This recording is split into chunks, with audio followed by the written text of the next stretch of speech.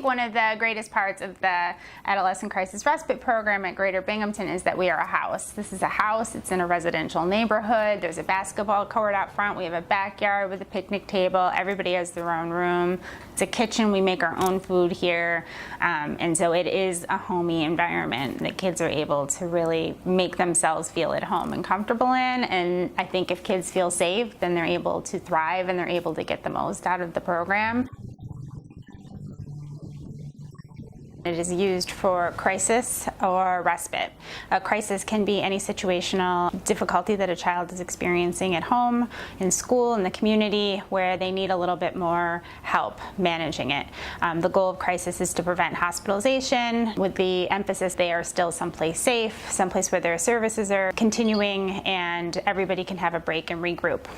The respite component of this is used for families and kids to have a regular break, so it's every 30 days for up to 5 days, and we pre-schedule them. It's used again just to reinforce those treatment goals, help families take breaks, regroup. The referral process works in a variety of different ways. So if you're here for respite, you have to be involved with mental health services, so you have to have a therapist. They have to be the ones referring you for the respite. For the crisis, anybody can really refer. We want to make the referral process as easy as possible, so there isn't any additional stressors on top of whatever the family is already experiencing. For respite services, we provide transportation for the kids to and from their school. When they are here on crisis, the school districts are responsible for providing transportation.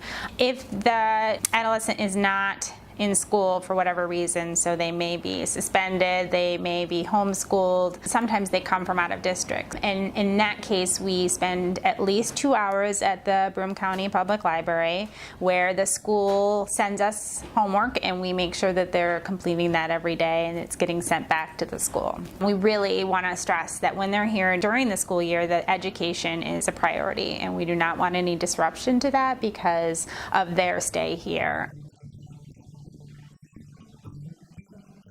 Choice is a big key component of building resilience in youth, and we really want to offer as many opportunities for them to be able to come up with what we are going to be doing.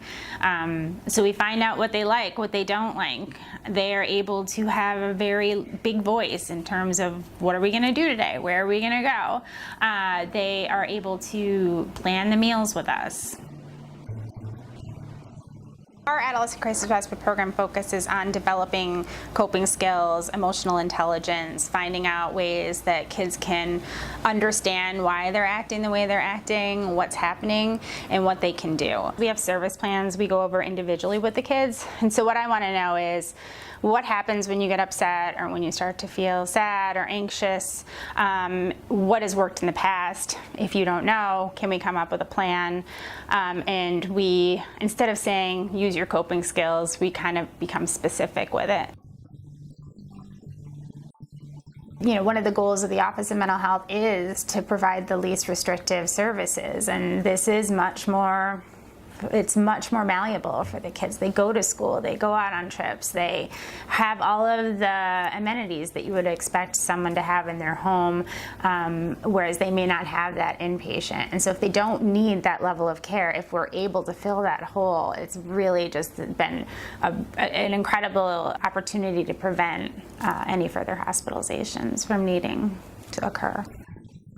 One of the best parts of this program, I think, is the parental involvement.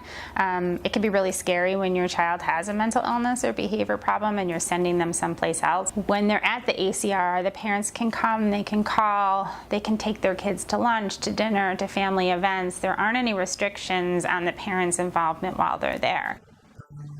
We start talking about going home almost immediately from when they get here. And often that can be a really stressful conversation to have. And the more stressful it is, the more we talk about it. And we really come together as a team to talk about, like, what is the concern here and what can we do to make this transition home successful. You know, ultimately my goal is that they stay in their homes, that their families and them develop in nurturing, loving relationships, that they have the ability to access counseling and use those skills and reach whatever goals that they set out to accomplish. And I would love to think that the ACR is a part of that process.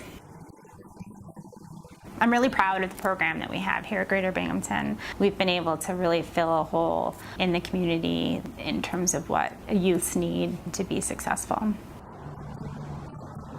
I would always encourage any family that's anxious or nervous about sending their kid to a program like this to come and see it, to come and hang out, see what it's like. We give tours, we answer questions, give it a chance and get to know it.